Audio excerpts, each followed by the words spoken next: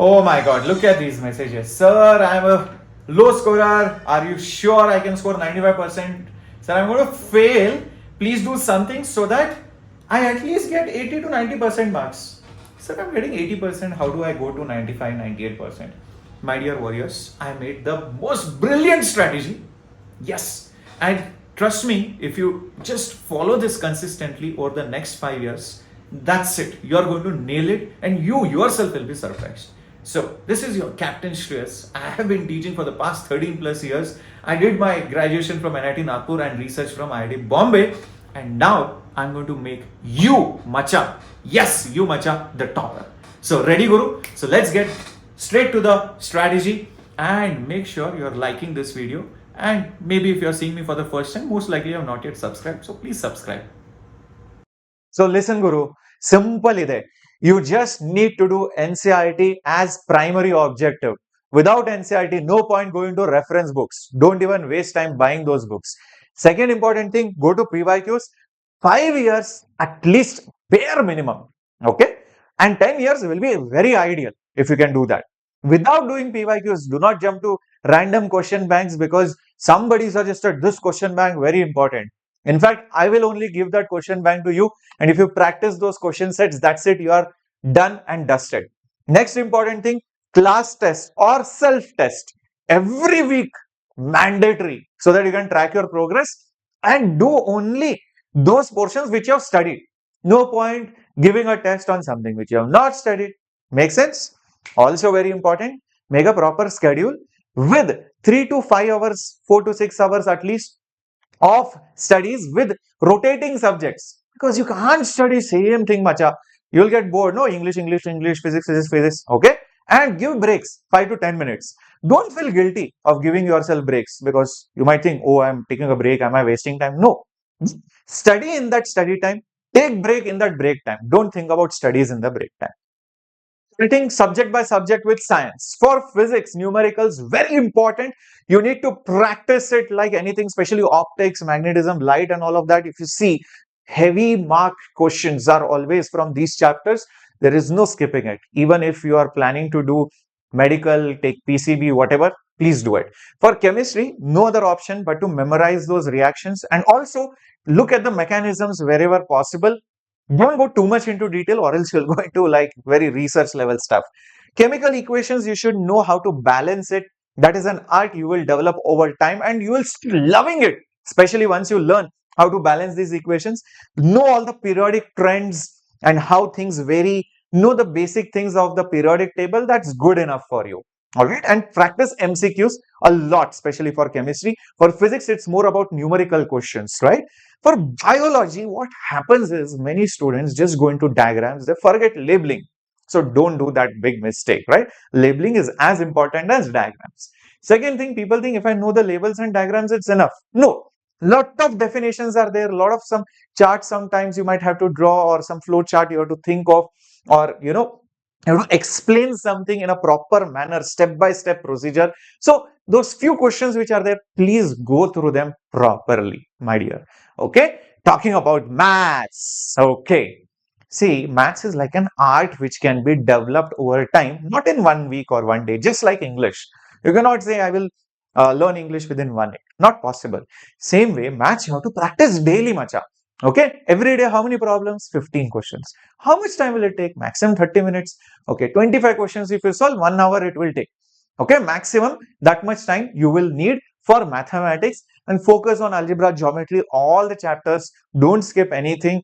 Okay, because there is still some time. I mean, 5 to 6 months are there. It's good enough to improve your maths. Even if you are getting 20, 30 marks, you can reach 100 marks. I'm telling you. I have seen kids, they were shocked. Those parents were also shocked. Okay, what did you do? What magic did you do?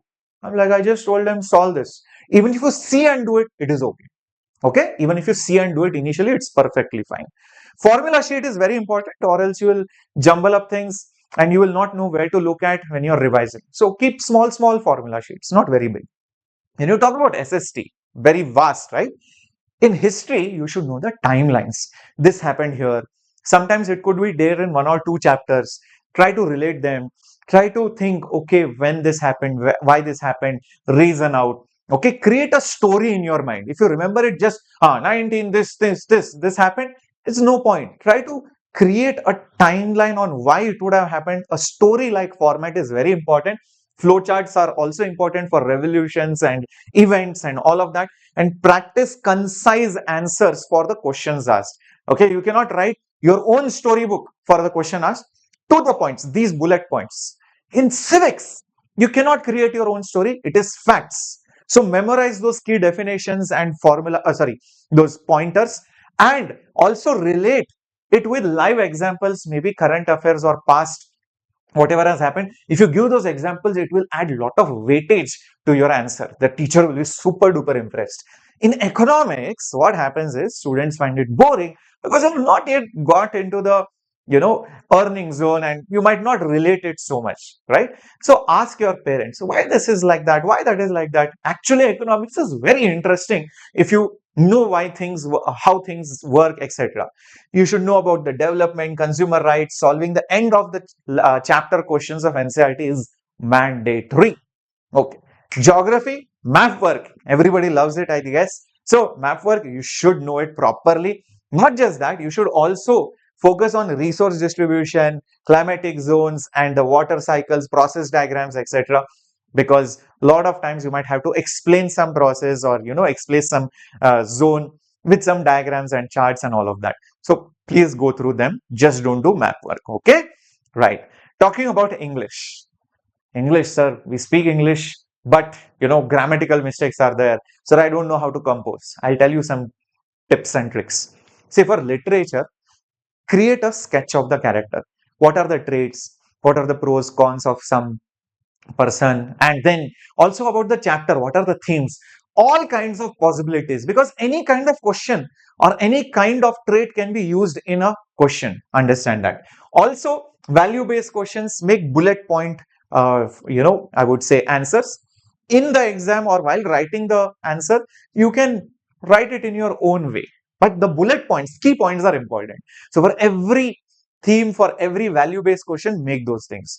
For grammar, what happens is you need to identify where you make mistakes. Is it in pronouns? Is it in tenses? Is it in articles? Is it in active, passive voice? And see the rules. Grammar is all about rules. Learn those rules and use it in your daily, conversations with your friends. Pretty sure you will be conversing in English or maybe your mother tongue. But obviously, if you are in the school, most likely it will be in English because you have students from different backgrounds. So try to correct each other. Don't worry, nobody is going to call you grammar police. But if you are, it's really good.